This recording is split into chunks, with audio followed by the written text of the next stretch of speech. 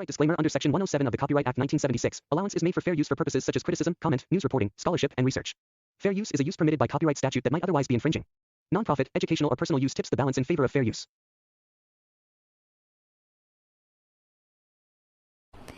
KBC में करोड़पति पति।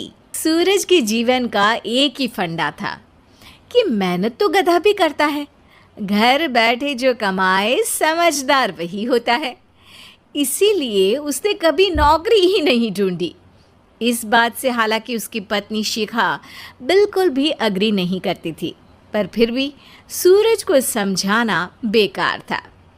TV में कैसे बनोगे करोड़पति का ऐड देखकर उसे लगा कि बस अब तो घर बैठे ही वो करोड़पति बन सकता है, और उसके पीछे उसने अपने सारे सोर्सेस एक्टिव कर दिए। 2 हफ्ते में उसके कलीग के साले के पड़ोसी के बेटे का सोर्स निकलता है जो कि उसे शो में पहुंचा सकता है, और सूरज उससे मिलने चला जाता है। अच्छा, तो हमें मुकेश जी बता रहे थे कि आप हमें शो में पहुंचा सकते हैं। हाँ, उसमें कोई तकलीफ नहीं है। मैं कल अगर कोशिश करूँ तो इसी महीने में आपका नंबर आ जाएगा। अरे ये तो बहुत बढ़िया हो गया। अच्छा, वो सिलेबस और क्वेश्चन पेपर का कोई जुगाड़ है क्या? उसका तो कोई जुगाड़ नहीं है। तो वो वाकई में कुछ भी पूछ सकते हैं? हाँ, वो तो बच्चन जी पर है, जो पढ़ते हैं वो पूछ लेते हैं। पहली कोशिश फेल होने पर अब सूरज के सामने एक बहुत बड़ा सवाल था कि आखिर जवाब कहाँ से लाए। तब शिखा ने एक सजेशन दिया, क्यों ना सूरज अपने चचेरे भाई सुमित से मदद मांगे, जो कि यूपीएससी की तैयारी कर रहा था। हालांकि इतनी मेहनत करना सूरज को समझ में नहीं आता था, पर कोई और रास्ता ना मिलने पर वो आखिर सुमित से बात करता है। अरे सुमित, हमारा कैसे बनोगे करोड़पति के लिए सिलेक्शन होने वाला है। तुम हमें थोड़े चिट बनाने में मदद करोगे क्या? अरे भैया, चिट बनाए तो सालों हो गए, उसमें हमारा एक्सपर्टीज नहीं है। बल्कि आप बोलो तो हम आपकी पढ़ने में ज़रूर मदद कर सकते हैं। हट, कैसी अनाप शराब बातें कर रहा है तू। सूरज ने सुमित को मना तो कर दिया था, पर तैयारी करने के सिवाय कोई चारा उसे दिख भी नहीं रहा था। खासकर जब 12 के पेपर लीक करने के एक्सपर्ट शुक्ला जो भी हाथ जोड़ लेते हैं। आखिर सूरज को सुमित के पास जाना ही पड़ा, और उसने सुमित और शिखा से वादा किया कि वो बहुत मेहनत करेगा। 1 महीने की तैयारी के बाद फाइनल हुआ कि शो से 1 हफ्ते पहले एक ट्रायल खेला जाएगा, जहां पर सारे रिश्तेदार ऑडियंस की जगह पर होंगे और शिखा सवाल पूछेगी। दूर दराज से भी रिश्तेदार आकर हाजिर हो गए देखने कि आखिर कैसे बनेगा सुमित करोड़पति। सब कुछ सेट था, और इतने में सूरज आकर अपना स्पीच देता है।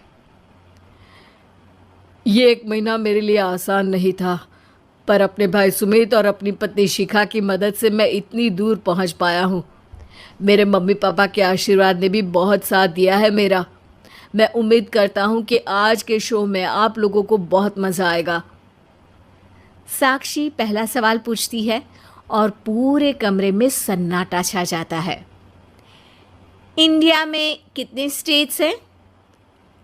3, सॉलिड, लिक्विड और गैस। अरे रुकिए, तो ऑप्शंस तो देने दीजिए। इतने में 5वीं कक्षा का चिंटू बोल उठता है। अरे क्या मामा, आप तो पहले सवाल पर ही आउट हो गए। अरे बेटा, पहला सवाल तो ट्रायल होता है ना। अरे तुम अब देखना। देखने जैसी बात तो थी ही। सूरज को इतना शांत किसी ने नहीं देखा था। कभी कभी तो लगता था मानो सूरज आँख खोलकर ही सो गया हो। मामा जल्दी करो प्लीज, कल सुबह पनवेल भी तो निकलना है।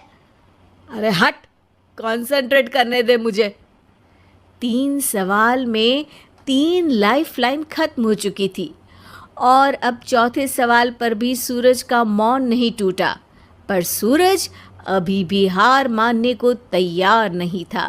उधर हर कोई सूरज को छोड़ सुमित को देख रहे थे। आखिर सुमित ने ही तो पढ़ाया था सूरज को। गजब बेइज्जती है यार। अरे बेटा, तो बाप का, दादा का, भाई का, सबका नाम बुड़वाएगा। अरे 3-3 लाइफ लाइन ले ली तो भी तेरा कुछ नहीं होना है। अरे कोई इतनी बात करता है क्या शो पर? अरे बेटा, शो पर तेरे जैसे भी तो नहीं आते ना। सूरज की ये जंग आखिर 1 घंटे बाद 5वें सवाल पर खत्म हो गई, जब उसने इंडिया के नेशनल बर्ड का नाम कहा, कौवा।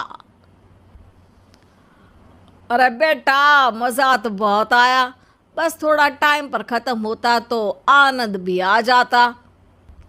ताने बारिश के बूंदों की तरह बरस रहे थे और सूरज को भी समझ आ रहा था कि ये करोड़पति बनना शायद उसके बस के बाहर की बात है। पर वो आखिर ये बात मान कैसे लेता? वो सख्त लौंडा जो ठहरा, उसने सोचा कि बेइज्जती तो हो ही चुकी है, पर अगर मैं हार नहीं मानूं तो शायद कुछ हो सकता है। शिखा, तुम देखना, असली शो में आग लगा दूंगा, आग। करोड़पति बनूंगा मैं। हाँ, सब्जियां खत्म हो गई है घर पे, ले आओ। पहले पति बन जाओ, फिर करोड़पति बनना।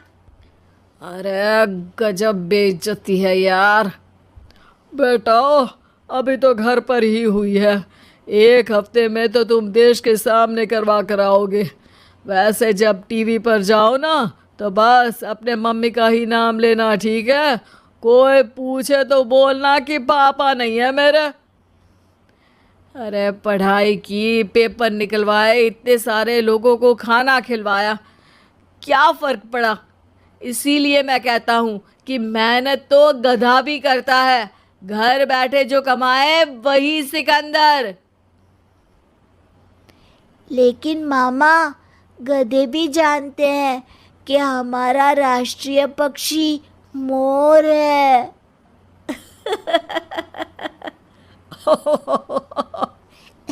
उम्मीद है कि आपको हमारी ये कहानी पसंद आई होगी। कृपया हमारे चैनल को सब्सक्राइब करें और सभी अपडेट्स के लिए बेल आइकन जरूर क्लिक करें। और हाँ, वीडियो लाइक और शेयर करना मत भूलिएगा। Bye bye.